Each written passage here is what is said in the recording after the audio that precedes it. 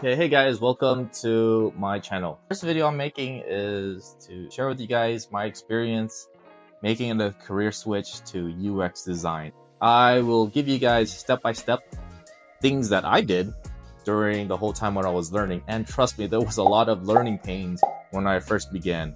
You might be watching this as someone that's thinking about making the career switch too, or maybe someone new into UX, haven't been doing it for a couple of weeks, couple months, or maybe even a senior. You've already had a job and you kind of want to share and put in your own insight. So it's overwhelming at first, and I want to design this video for you guys and make it as clear as possible. So I'll give you guys the steps I took, and I'll give you guys also the action items for each step to better help you out. So I remember that feeling. You're not alone. Without further ado, let's get into the video. So the first thing is considering if design is right for you, if the industry is right for you. And I personally, now looking back, there's some qualities that I say, okay, a lot of designers have these similar qualities, right? And it's pretty, it's pretty cliche, but critical thinking. And critical thinking is always kind of wondering why, always thinking of it in a different perspective, different angles of a problem. If you're always the type to say, hey, this can be improved, or what other options there are, you're practicing critical thinking, you're seeing what kind of, how you can test things. So that's one of the quality. Then from there, after critical thinking, kind of naturally curious person. So it's related pretty closely with critical thinking, and that's just being curious and saying, hey, what if we do this? Or what about this? Just always asking why. Why are we doing this? Why is this a problem? So being curious in that way one of the qualities I've seen a lot in good designers. Probably the last one, and I think it's the most important one, being a growth mindset. So growth mindset, and what does that mean? And why is it important? Growth mindset is always being humble and making sure like you're leaning on experts, you're leaning on different people to gain insights. Continue and strive for more knowledge in anything, but especially in design. So what you consume is important, and also the output you have, right? What are you doing? Are you making projects? Are you conducting interviews? Are you sharing it with people? So that's one of the more important things in design. So yep, now let's go into the steps of what I did to become a designer. So the first step to start learning about UX design is building a foundation. And very much like building a house, you got to start off with the bottom layer, the very strong support. So, my strong support in the beginning was reading popular design books that are widely known as the basic design books you start off with, and give you an overview, an idea of what design is. So the two books are The Design of Everyday Things by Don Norman and Don't Make Me Think by Steve Krug. So these books are really good.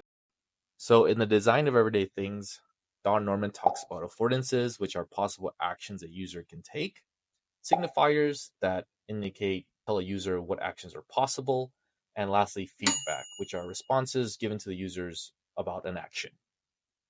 So those are really two good books to start off on your base knowledge. And then from there, going into interaction design, I would recommend reading About Face. And About Face gives you the common patterns, theories, principles of interaction design. So this book will give you a baseline on the terminologies that you need to know about interaction design. For the tips on improving your interaction design and your uses of tools and creating designs, I would suggest taking a course that you enjoy and having a teacher that delivers the information to you in an easy way, simple way. It's kind of like when I learned guitar. It was really difficult at first, holding the strings and everything, but then the type of lessons I took online just simplified it a lot and made it a lot easier. So you just got to push through that initial month or two of learning, and then it gets easier and easier. And these design tools are pretty much the same all across. You got to learn one and then you'll learn majority of them. So when you're looking at other designs to mimic or look like. I wouldn't go through conceptual designs like you'll see on Dribble. I would look at actual real life products. Mobin is a good source of references. You don't have to sign up to a lot of different accounts to do so. So you can use Mobin to look at the different references. Better improve my design principles by reading books like Refactoring UI. So they teach you about typography, the color theory, visual hierarchy, which are skills that you will always use as a designer. And then I'd also look at laws of UX. So that's even more design principles. In the description, I'll put the link for laws of UX so you can get better familiar with. These are obviously things I use every day as a designer. For example, laws of UX, all those principles, the design of everyday things, and the most common principle is just don't make the user think. So make design simple, not too complex. Design something that you would use yourself. So that's just building, that's using the fundamental building blocks to springboard your design journey. Once you have all that basic foundation of design and you know the tooling and the principles behind design, then you want to be able to apply it. So step number 2 is just building a design mentality. And what did I mean by building design mentality? I mean, observing everything around you, what you can improve around you, what designs that you see is inefficient or just not as functional, and what you can do to improve it. Notice the applications you're using, the products you're using in real life, and how you're interacting with them. Or even the world around you outside of just the digital products you use, the physical products. Like I mentioned, maybe you're looking at an ATM, how it's designed, is it inefficient, all the ideas of maybe you're doing a withdrawal over your phone, what kind of OTP codes that you need to get on your phone, what is the flow like? Another example is when you are in an elevator, look at the interface of the actual buttons and see how you behave with it. Why does it work the way it does? This step will be very useful when it jumps to the next step I'm going to talk about. Step number 3, putting in the work in actual project. And that means passion projects. When you're first starting off, it's hard to get actual projects. You can do free work, but hey, rather than do free work, you should rather just do what you're interested in. Right? That's what I did. I took apps that I actually use. Like at the time I was learning Vietnamese and I was using HelloTalk. I was actually able to interview around 5 users, understand their pain points. I made a whole case study out of it. I thought about how a lot of the users were really focused on pronunciation, and the app didn't have a feature that kind of condensed what exact word they were mispronouncing. By interviewing a couple users, and even though it was not the greatest case study or it was not the greatest idea, it was just putting in the work. Building, it's like a muscle that you go to the gym and you put in the work and you get stronger and stronger. So in the step number 3, you just want to get as much practice in as possible. And these are going to be like pretty cringy case studies that you look back on, but that's okay. That's not the point. The point is to actually get the practice. You can also ask advice too, like mentorship. ADP List has a mentorship program as well. You can check into. I never did it.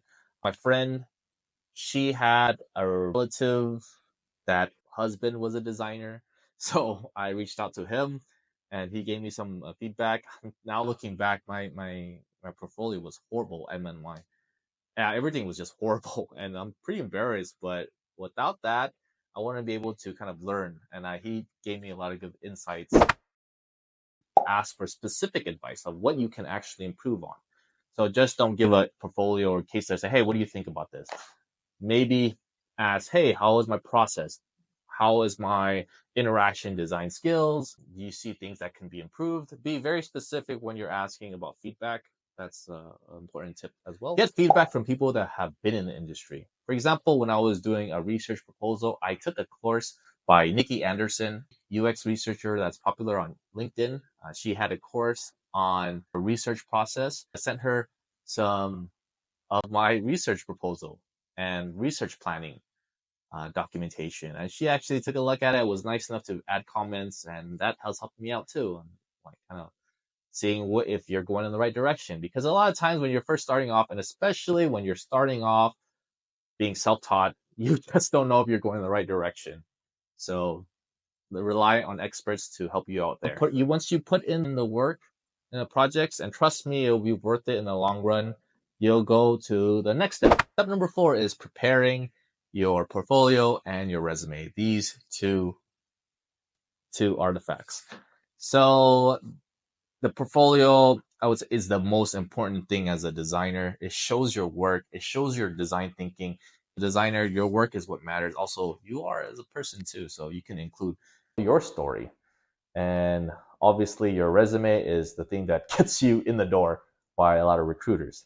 So, portfolio, after you finish putting in that work in the gym, you're gaining all those projects under your belt, then you can start putting into that portfolio that you've been working on. And some portfolio sites I recommend, I personally use Webflow, and Webflow is great because I would suggest using Webflow. You can also use Squarespace, but personally I just stick with Webflow and learn one tool, and that would be it. Another point is your portfolio doesn't have to be perfect at first. My first couple iterations of my portfolio were horrible. And I had it reviewed actually by Sarah Duty, but she helped me look at the structure of my portfolio, how is it easily scannable, what projects I should put on there, everything, like it was really helpful. And that's what you should be doing as well. You should be looking and designing your portfolio in a way where it's easily scannable, shows your kind of critical thinking, your design process. I see a portfolio, or I make a portfolio where, hey, this person shows interaction design skills, shows thoughtful design process, very high quality work. That's the main thing. Another pro tip here is during interviews, prepare a portfolio deck. And you have two things. You'll have a regular portfolio online that lives online, that's easily accessible, and then you have a portfolio deck. And what I created a portfolio deck that I can just kind of skip through different slides and do more of the talking and the storytelling rather than an overload of text. It's a little bit more thoughtful, a little bit more individually crafted for the interviewer. When you're working on your resume, my old resume had just accounting experience, and I wanted to reflect design experience. So this is the perfect opportunity where you can use those projects that you worked on to put into your experience, and you can craft it in a way where what did you do, what problems there were, and what was your success. Focus on success metrics. And this is very hard sometimes. Like, how are you going to have success metrics in the beginning? It seems very difficult, but you can relate it to usability testing. You can relate it to a lot of different things. Just be very creative on this. I would get feedback again from more senior designers, maybe mentorships, to see how you can craft that part of your resume. Then, so you have the two most important things that you need to show your work. You have the portfolio, and then you also have your resume. Now you are ready to go out in the world and to start spamming LinkedIn job posts. And if your resume and your portfolio is good enough, might get a call back. And in the next step, I'll show you how to prepare for these interviews and how to land that first UX design job. Once you have your resume, once you have your portfolio with the personal projects that you have, then now you're just practicing for interviews and getting ready. So the interview process from my experience kind of looks like this. You have the screener interview, then you'll have maybe some kind of whiteboarding challenge or a take-home assignment. I have my personal opinion on take-home assignments. I'm not really a fan of them. I would say practice whiteboarding challenges. So whiteboarding challenges have established basically a process when you're dealing with any type of whiteboarding challenge. So what a whiteboarding challenge is, you get a problem, usually a fictitious problem or a problem that is made up, or it could even be really related to the company and real life problem the company has. A lot of the interviewers are going to test your critical thinking, how you problem solve. At this stage, it's important to use a framework that works for you and ability to use that framework to solve that problem. And there's a lot of different tips. I might make a video on a whiteboarding challenge on the future, but it also depends on your interviewer. What do they want from the whiteboarding challenges? You can specifically ask them, hey, what are you looking for in this whiteboarding challenge, so you can better, solve their problem. And then you can practice technical questions. So this one's a little bit harder because you won't have any experience, for example, doing handover. You can learn best practices on handover and be very transparent, during these interview questions. That all these kind of situational questions you can really study on YouTube. There's so many different videos on how to answer and how to approach these specific questions. Look at your own situations and how would you behave. Maybe there's things that you can learn and improve on yourself. A lot about being a designer is just being prepared. Yeah, then after that, maybe you land the job. You did it. You landed the first job. Nice. I'll go through what I think is one of the more important steps after you land the job, and then you started working as a UX designer. You've done it, and a step that I'm currently in. So step number 6 is continually growing as a designer. Like I mentioned in the intro, I think is usually required as a designer is just having the growth mindset and always being open to learning new things, being comfortable with learning different frameworks, for example, just being very structured in the way you're thinking, and then also understanding like metrics you might be tracking, being a little bit more data oriented. And hopefully once you get to step number 5 and then you get a job, you continue to grow and consume more about design. Like I said, design is an infinite game. So you'll always have things to learn about and you'll always feed that curiosity. All right, it's getting a little bit dark, so I better wrap up this video. So in conclusion, is UX design still worth getting into? Honestly, that you have to make that decision yourself. I know the job market is looking super rough right now. I personally believe that this industry is still alive and well, and you can start your journey now to becoming a UX designer, especially if you have the passion for design. If you like it, if you enjoy the work, then I totally would recommend at least even getting started on learning it.